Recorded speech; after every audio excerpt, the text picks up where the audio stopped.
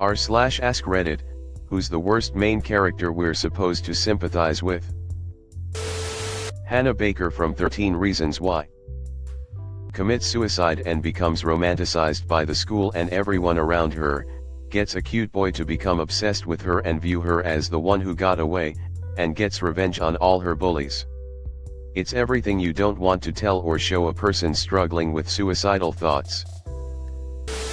This is the thread where I learn how out of touch with popular culture I am. Jerry from Tom and Jerry.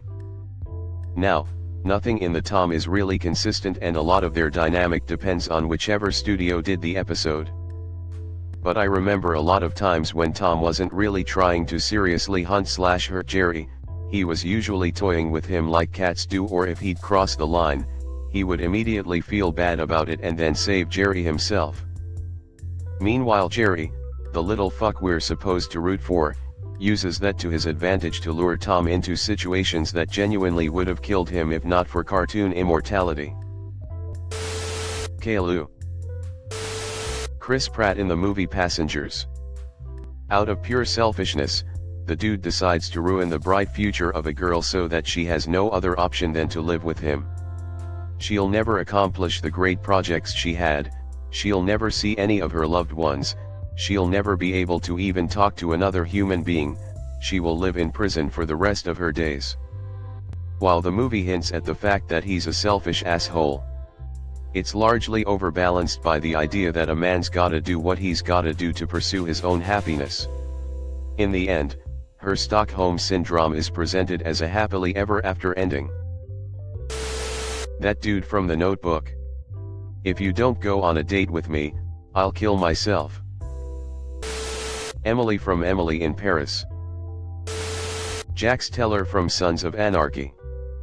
Dude's son straight up got kidnapped and his wife got injured to the point she couldn't perform surgeries because his stepdad put a hit out on her, and it still wasn't enough for him to leave his dumb motorcycle club. His wife begged him to leave for their safety and he wouldn't. She tried to leave on her own with her children and he stopped her. Then she ends up getting murdered by his psycho mom.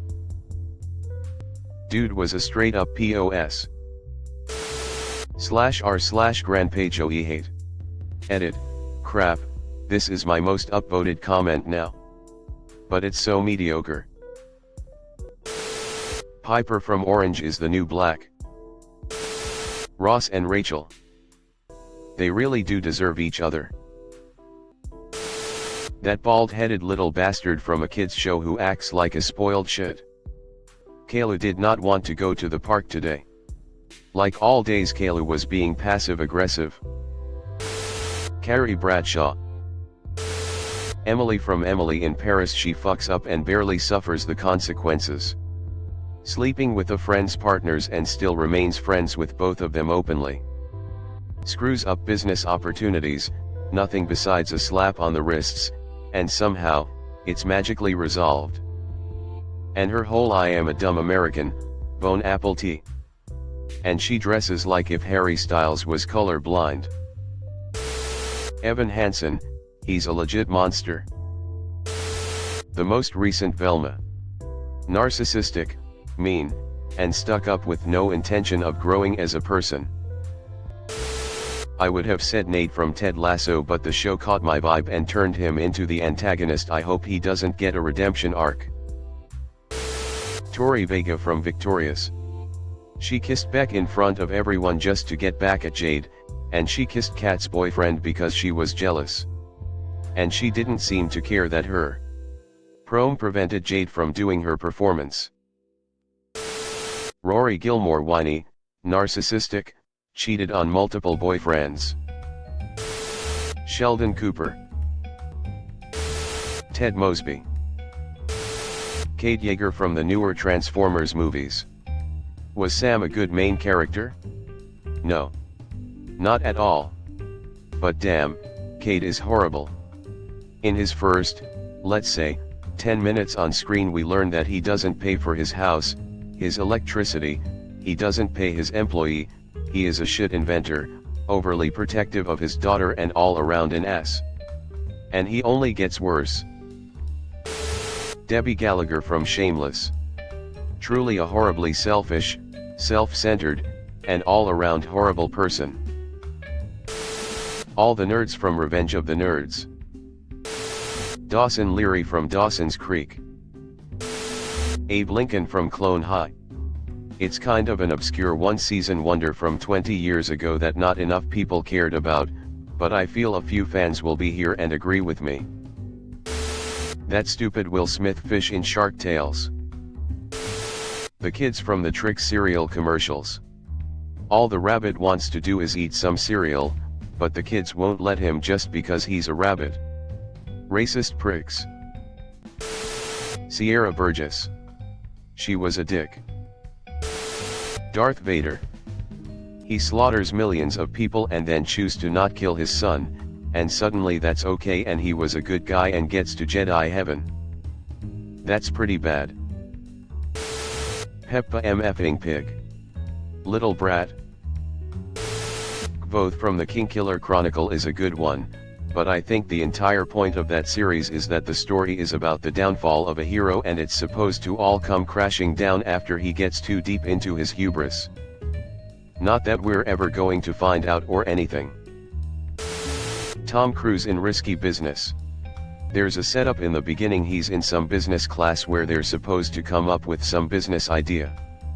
Then his parents go away for the weekend. Cue that famous scene. Tom Cruise, the protagonist and high school student, orders a prostitute. The prostitute turns out to be a man. But that prostitute gives him another number to call and he finally gets a girl, and they bang.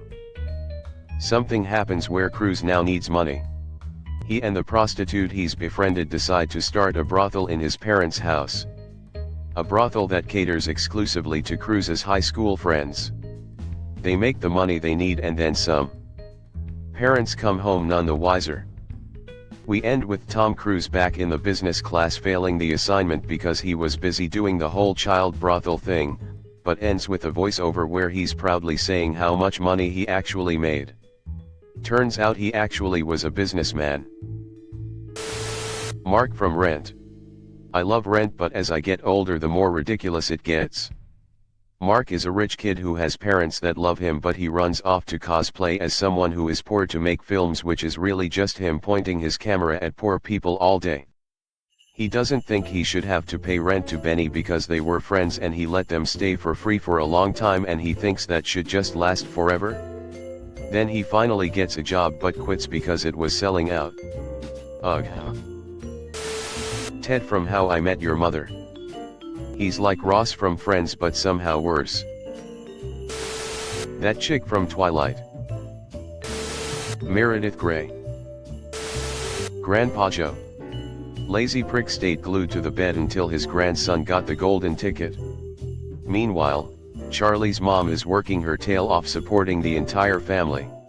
It was intended to be a wholesome, feel-good moment because poor grandpa finally worked up the energy to get up and spend some time with his grandson on a free trip, but instead it's irritating. Marty and Wendy Bird are total sociopaths. They destroy people's lives everywhere they go.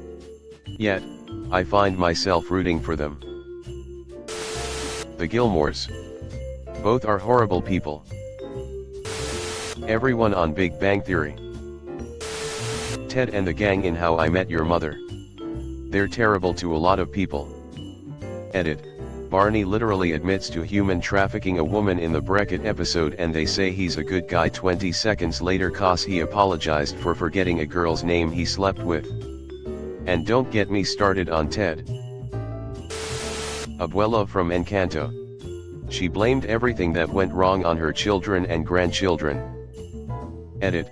I realize she isn't the main character, my bad, but she's a main character and gets totally undeserved redemption at the end of the film. That bitch from the Bears that goes in their house and eats all their porridge. Ariel from The Little Mermaid. Listen to your dad, you obstinate little twerp. Severus Snape. He was neo-Nazi incel who wanted the girl to love him despite running with wizarding Hitler who wanted to commit Holocaust on her kind.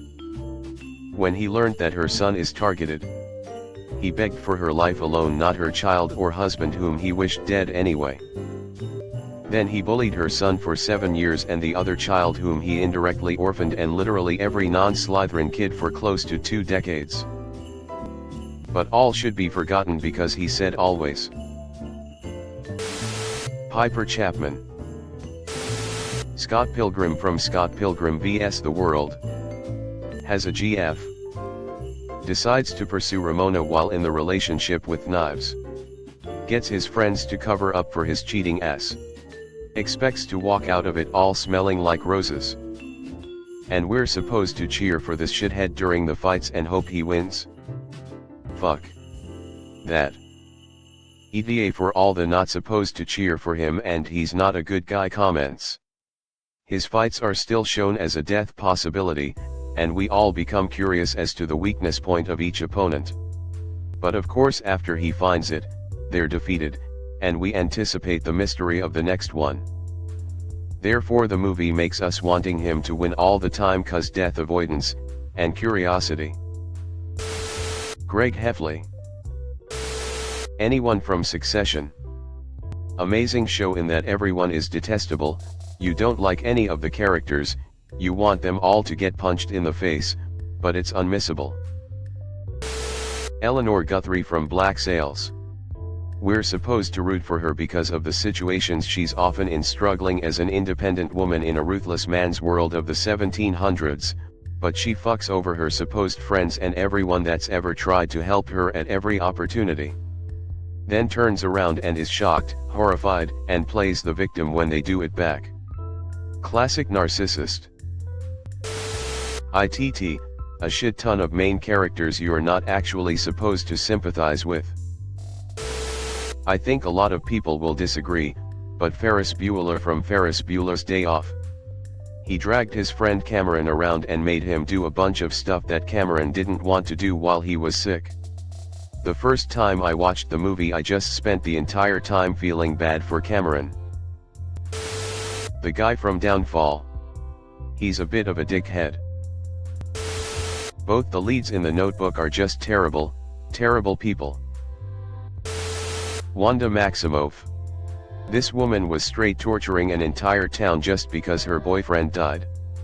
Then when eventually she realizes that was awful, like 6 months later she goes on a multiversal murder spree. The writers really dropped the ball on her descent into villainy, it's very abrupt and doesn't make much sense. Edit, yeah I know, the Darkhold, blah blah. It's still dumb. It could have been a very interesting story about loss and unlimited power leading to horrible things. Ruby from Max and Ruby. My siblings loved that show and I always hated it, lol. The horrible little Japanese boy who befriends Gamera. Admit it, you wanted that kid to get eaten. Both the mom and the daughter from Gilmore Girls. The daughter acts like the entire world should bow down and worship her genius because for some reason the lunatic asylum she grew up in did. Julia Roberts in My Best Friend's Wedding. She spends the whole movie trying to break up her friend and his fiancée because she realized she's in love with him. Ferris Bueller or Ted Mosby. Gregory House. Worst as in most evil? I would argue Billy Butcher from The Boys. We all get why Homelander needs to fucking die, but Butcher is not any better as a person. He just doesn't have permanent godlike powers, so he's just some asshole. Hannah Horvath, Girls. Honestly, from my latest rewatch, J.D. from Scrubs. He constantly treats everyone around him like shit if they won't bend over backwards for him, and he treats all women as sex objects and nothing more aside from Carla and Elliot. To be honest, he isn't even shown to be that great of a doctor. Initially he is really gifted, but then later he spends most of his time avoiding his patients or getting distracted with shenanigans, whereas Dr. Cox is constantly at patients' sides and actually helps people even when he doesn't like them, literally everyone. Turk goes straight with Carla, so he treats women a lot better throughout the series, and while he does sometimes make objectifying comments, so does everyone else regardless of gender, and he only ever makes the comment, usually apologizing. Because Carla or Elliot will give him a look which makes him regret it. J.D. is just consistently a pig, lying to women, using them and never actually showing interest in them as a person. All he wants is someone hot to fuck and praise him constantly. Rose, from Titanic. Rose is the worst. We meet her and she's marrying some toolbag for money, and apparently we're supposed to feel sorry for her? Frances Fisher and her poor little rich girl daughter, granddaughter? I dunno. Might have to work at a job? That doesn't make her a heroine, that makes her Anna Nicole Smith with a nicer hat. She can walk away, even in 1912. Unsurprisingly, the guy she's marrying for money is an asshole, so she tries to kill herself. She can't even do that right, and nearly drags some random kid from third class down under the ship with her who's only trying to help. Then after there's a misunderstanding about the kid's intentions, she spent 90 seconds letting them arrest him and rough him up before pointing out the obvious. Now she carries on an affair with this kid, which I don't feel that bad about because she's just marrying the guy for money and he's a douche, but she doesn't get credit for it either. Boat sinks, she's stupid enough to get off the lifeboat. At that point I'm rooting for her to drown. But no, the random kid she had awkward backseat of a car intercourse with and she's known for a day and a half is worth committing suicide. Plus, after the boat sinks, there was room on the fucking flotsam, she just needed to balance. Or, hear me out on this one, there'd have been lots of room if she hadn't jumped out of the lifeboat in the first place. Fast forward 70 years, because we're not done. Bill Paxton spends his whole life looking for a $500 million diamond that she's got hidden away somewhere. Does she tell him this? Nope. Does she even lie about it, telling him they didn't bring the diamond onto the boat so he doesn't waste his whole life? Nope. Instead she sits there and tells a story while everybody stares at her, the center of attention. And at the end of the movie she throws the diamond overboard. Do you know what would be a better use of a $500 million diamond? Literally anything else. How about you provide for all your kids and grandkids and great-great-great-grandkids' futures forever? How about you donate it to charity? How about you build 20 of the greatest public schools this country has ever seen? Nope. Toss it overboard. Then the absolute worst moment comes after that. She dies. In a stateroom she's filled with pictures of herself, by the way, not any pictures of her loved ones. What kind of a psychopath only has pictures of themselves? And who does she meet in the afterlife? Is it her parents, who loved her and cared for her? Well, at least her father, he didn't sell her to some rich dude. Is it her husband, with whom she spent half a century with, and raised a half-dozen kids with and traveled the world? Nope. It's the homeless kid she fucked and knew for 36 hours. Rose is the worst. Thanks for watching. Leave a like if you have enjoyed this video and subscribe to never miss an upload.